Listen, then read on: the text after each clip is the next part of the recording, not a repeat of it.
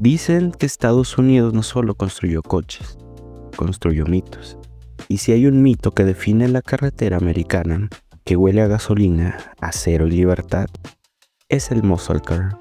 Pero esta historia no empieza con los rugidos salvajes de un V8, ni con las carreras clandestinas que más tarde llenarían cada avenida. Empieza con algo más pequeño, algo que nadie vio venir. Una chispa que prendió en un país que estaba cambiando demasiado rápido.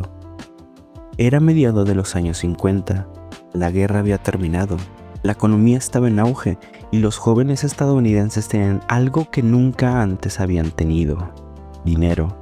Era la primera generación con tiempo libre, con rebeldía propia y con ganas de velocidad. Querían coches que no fueran simplemente transporte, querían máquinas que dijeran quiénes eran. Mientras tanto, las grandes automotrices se peleaban por otro público, las familias. Coches grandes, pesados, cromados como espejos, llenos de lujos, pero completamente lentos. Eran barcos sobre ruedas que no tenían nada que hacer contra los sueños de una generación que vivía escuchando rock and roll y viendo carreras de fin de semana en pistas improvisadas. Y en medio de este choque entre tradición y juventud, una idea empezó a tomar forma. Todo comenzó con una obsesión: más potencia. Los fabricantes ya producían motores enormes para sus sedanes más caros, pero nunca había existido la idea de meterlos en un coche pequeño, liviano y accesible. Era una locura en ese momento, un riesgo, un insulto para algunos ingenieros conservadores, pero también era la receta para algo completamente nuevo. La chispa inicial vino de lugares inesperados. Ford, por ejemplo, experimentaba discretamente con motores más potentes en modelos que no parecían deportivos. Chevrolet jugaba con motores V8 cada vez más salvajes que superaban cualquier expectativa de la época. Y luego estaba Pontiac, una marca que muchos veían como aburrida, casi gris, hasta que un grupo de ingenieros rebeldes decidió ignorar las reglas internas de General Motors y apostarlo todo por el rendimiento. Esta apuesta aún no tenía nombre, pero más adelante sería conocido como el nacimiento de un monstruo. Pero antes de llegar ahí, hay algo crucial que entender. Los muscle cars no nacieron de oficinas elegantes ni ejecutivos con trajes perfectos. Nacieron en talleres llenos de humo, herramientas tiradas por todos lados y mecánicos que trabajaban hasta la madrugada solo para ver si un carburador modificado podía exprimir unos caballos más. Los muscle cars nacieron del deseo de romper límites, no de seguirlos. Los primeros indicios aparecieron entre aficionados, jóvenes que compraban coches usados, les metían motores más grandes de lo que el chasis podía soportar y armaban carreras improvisadas en ciudades enteras. Lo que comenzó como rebeldía juvenil pronto se convirtió en una tendencia imposible de ignorar. La industria se dio cuenta: si no ofrecían coches poderosos para los jóvenes los construirían ellos mismos. Y ahí es cuando la historia empieza a acelerarse. La presión de este nuevo mercado empuja a las marcas a explorar territorios que antes eran impensables. Los departamentos internos discuten, se pelean, rechazan ideas, hasta que finalmente una pregunta empieza a resonar más fuerte que cualquier otra. ¿Qué pasaría si metemos un motor de coche de lujo en un auto pequeño y accesible? En ese instante, sin saberlo, Estados Unidos estaba solo un paso de crear un ícono cultural, una categoría nueva, un rugido que marcaría una era y que cambiaría para siempre lo que significaba conducir. Pero el verdadero nacimiento del muscle car aún estaba por llegar, y la guerra interna dentro de la industria apenas estaba comenzando. Cuando la década de los 60 llegó a su punto más intenso, algo comenzó a cambiar en las calles de Estados Unidos. Los autos ya no eran simplemente máquinas para ir del punto A al punto B, se estaban convirtiendo en símbolos de identidad, de rebeldía y de poder. Y en ese contexto, los muscle cars comenzaron a transformarse en algo más grande que los propios fabricantes imaginaron. La industria automotriz estadounidense entró en una guerra silenciosa. Una guerra de cifras, de caballos de fuerza, de aceleración y de orgullo nacional. Las marcas ya no estaban compitiendo por vender autos, estaban compitiendo por dominar la cultura. Todo lo que era ruido, humo y velocidad se volvió un estandarte. A mediados de los 60, las calles de Detroit estaban llenas de rumores de que Pontiac estaba cocinando algo más agresivo. Chevrolet preparaba algo secretamente en su división de performance, y Ford quería demostrarle al mundo que su nombre seguía siendo sinónimo de poder. Cada marca se movía en las sombras, intentando predecir el siguiente golpe del rival. En este clima casi bélico, nace la verdadera identidad del muscle car. Máquinas sencillas, accesibles, pero capaces de ponerle los pelos de punta a cualquiera. Se convirtió en una fiebre nacional. Los jóvenes querían el motor más grande por el menor precio. Los fabricantes querían ganar carreras callejeras, sin admitir que las promovían. Los concesionarios querían ser famosos por vender el coche más salvaje del vecindario. Y en medio de ese caos, perfectamente organizado, el muscle car alcanzó su apogeo. De un momento a otro, cada marca quiso reclamar su parte del pastel. Algunas lo lograron de forma legendaria, otras fueron víctimas del propio poder que intentaron controlar. Aunque el Mustang ya había aparecido, el verdadero golpe vino cuando Carroll Shelby puso sus manos sobre él y lo convirtió en algo completamente distinto. El GT350 ya no era un coche bonito, era prácticamente un arma, un sonido brutal, y su comportamiento nervioso lo hicieron un favorito inmediato. El Mustang dejaba de ser juvenil y se volvía peligroso. Chevrolet no se iba a quedar atrás, no iba a permitir que Ford dominara. Así nació el Camaro, una respuesta directa al Mustang, pero el verdadero monstruo sería el Z28, concebido por ingenieros que no estaban interesados en gustar, sino en vender. El Camaro se volvió la prueba viva de que el músculo no podía ser monopolio de una sola marca. Mientras Ford y Chevrolet jugaban a la elegancia agresiva, Dodge decidió hacer lo contrario.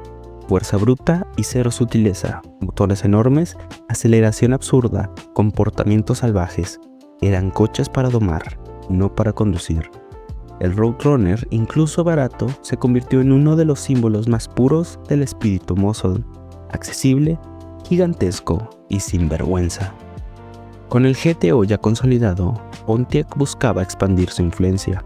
El Firebird llegó para ser la sombra del Camaro, pero terminó siendo algo distinto, más estilizado, más exótico, más arriesgado.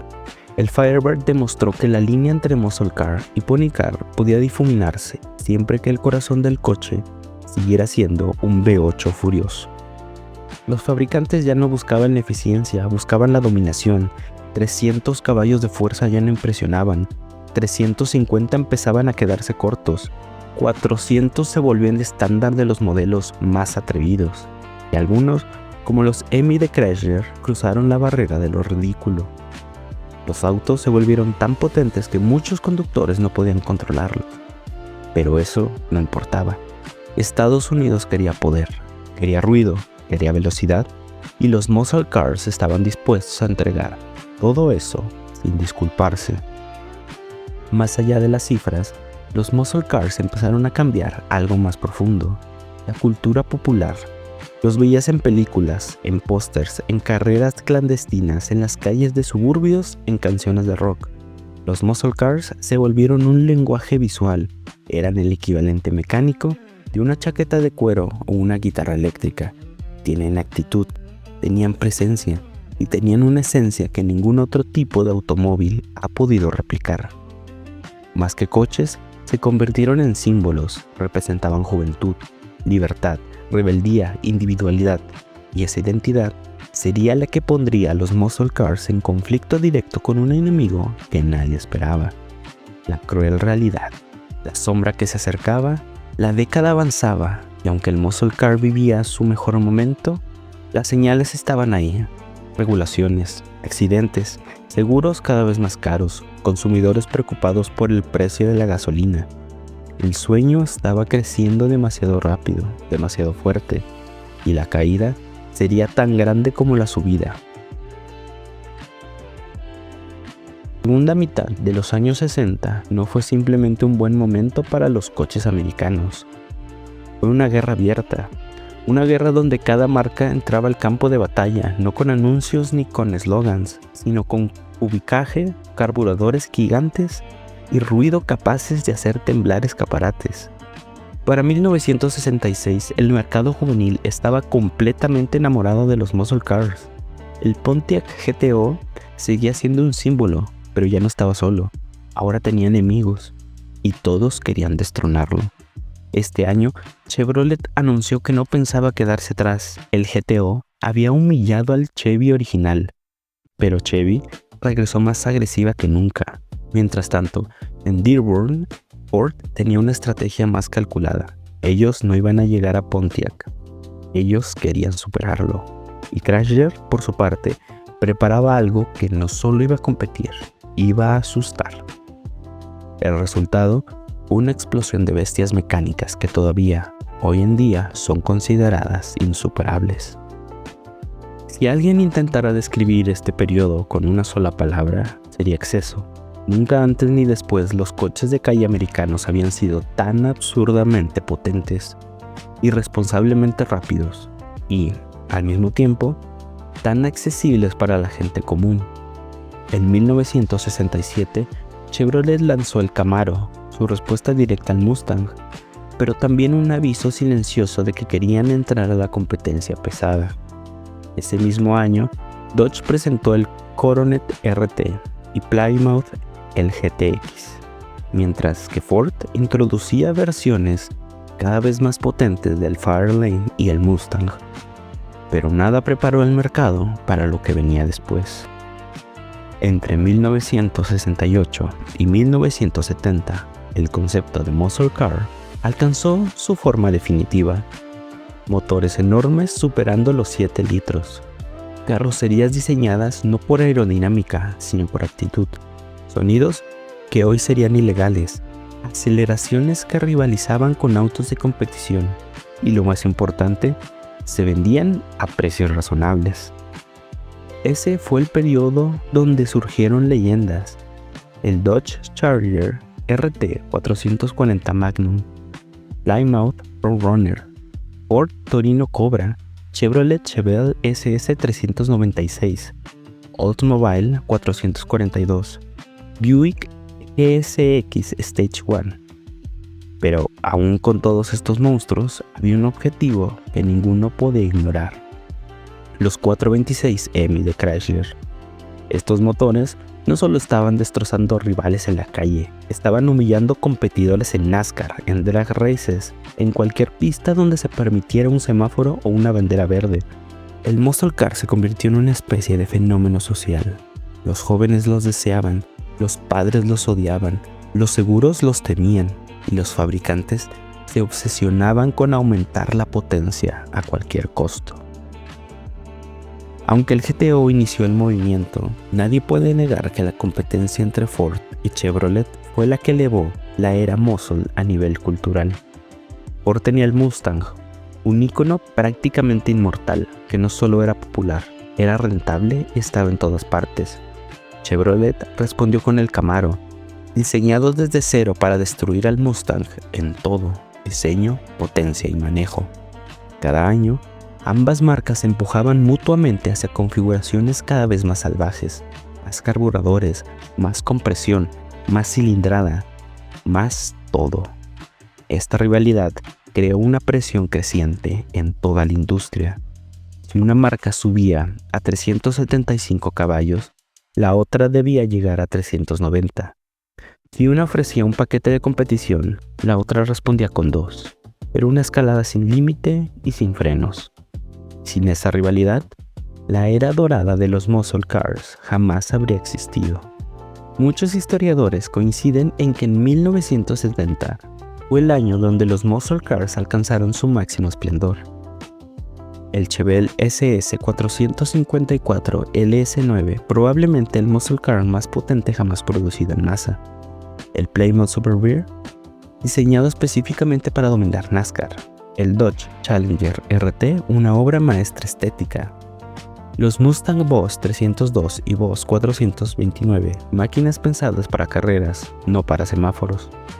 En ese momento, ya no se trataba de vender coches, se trataba de quién podía construir el monstruo más indomable. Pero ningún auge es eterno, y lo que vino después tomó a la industria por sorpresa. A inicios de los 70, varios factores comenzaron a golpear simultáneamente a los muscle cars. Las aseguradoras, los jóvenes estaban chocando estos coches a un ritmo ridículo. Las aseguradoras respondieron multiplicando los costos y las ventas se desplomaron. La EPA obligó a las marcas a reducir la compresión y bajar la potencia. Los motores empezaron a perder fuerza de forma dramática. Este fue el golpe final. La crisis del petróleo en 1973. Este fue el golpe final. Ningún joven quería un coche que consumía casi como si tuviera un agujero en el tanque. En cuestión de pocos años, los gigantes desaparecieron. El EMI murió, el Chevelle SS perdió su alma, Mustang se convirtió en el Mustang 2, el Camaro redujo motores y el GTO simplemente dejó de existir. La era de la potencia ilimitada había muerto, pero su legado, ese nunca se apagó. Lo que comenzó como una idea atrevida dentro de Pontiac terminó transformándose en la época más espectacular, irresponsable y memorable de la historia automotriz estadounidense. Los muscle cars no desaparecieron, se convirtieron en leyendas, en mitos, en símbolos de una época donde lo único que importaba era ir más rápido que el de al lado.